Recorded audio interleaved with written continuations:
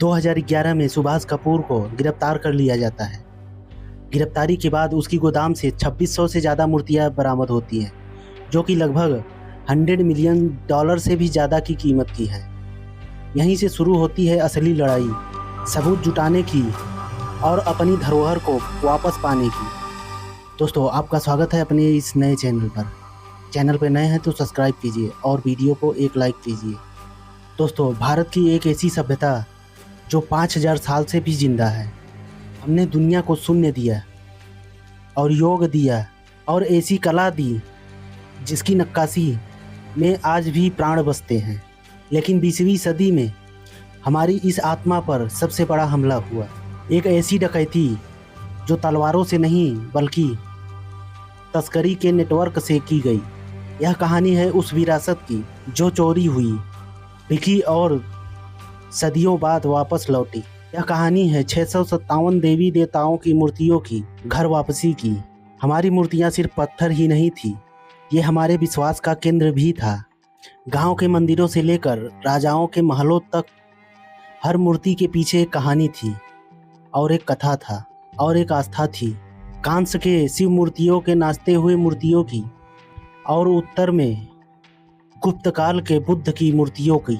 आज़ादी के बाद जब देश खुद को संभाल रहा था, तभी हमारी विरासत पर कुछ लोगों की नज़रें गड़ चुकी थी। 1960 से 1990 के दौर में हमारे कानून इतना कमज़ोर थे, निगरानी ना के बराबर थी। गांव में पुराने उपेक्षित मंदिर में निशान बने स्थानीय चोर, विदेशी डीलर और नकली कागजात। यह एक पूरी सप्लाई चेन बन चुकी थी। यह मूर्ति सिर्फ चोरी ही नहीं थी, यह हमारे पहचान की तस्करी भी थी। इस लूट को एक नाम देने वाला शख्स था, एक आर्ट डीलर जो न्यूयॉर्क में बैठकर भारत की आत्मा को बेच रहा था। उसका तस्करी का तरीका था कि चोरी की हुई मूर्तियों को पहले छोटे देशों में ले जाओ, वहाँ नकली इतिहास बनाओ और फिर उन्हें प्राचीन संग्रह बनाकर लाखों डॉलर में म्यूज़ियम में बेच दो। नेशनल गैलरी ऑफ ऑस्ट्रेलिया तक भी नहीं बचा इससे। लेकिन हर रात की एक सुबह होती है। 2007 में अमेरिकी होमलैंड सिक्योरिटी ने ऑपरेशन हिडन आइडियल शुरू किया। सालों की जांच और 2011 में एक शख्स को गिरफ्तार किया। अकेले उसके गोदाम में 2600 से ज़्यादा मूर्तियाँ थी और $100 मिलियन के ज़्यादा कीमत की थी। यहीं से शुरू होता है असली लड़ाई, सबूत जुटाने की और अपनी धरोहर को वापस मांगने की। यह सिर्फ पुलिस का ही काम नहीं था, यह एक कूटनीतिक युद्ध भी था। भारत सरकार ने यूनेस्को की 1970 की कन्वेंशन का हवाला दिया। भारतीय पुरातत्व संरक्षण ने हर मूर्ति की सबूत जुटाए, किस मंदिर से चोरी हुई है और कब चोरी हुई है, उसकी पुरानी तस्वीरें। पीएमओ स्तर पर इसकी कंप्लेन की गई। 2016 में अमेरिका ने पहली बार 200 मूर्तियां लौटाई।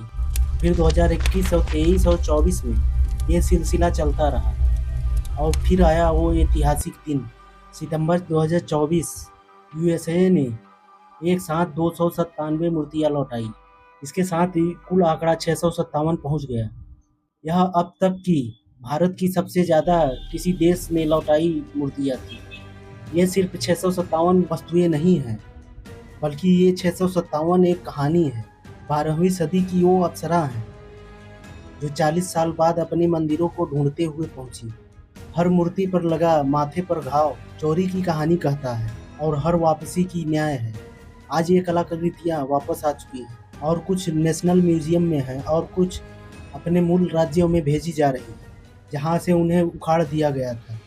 शायद ही ये अब दोबारा स्थापित हो, ताकि नई पीढ़ी जान सके कि हम क्या रच सकते थे।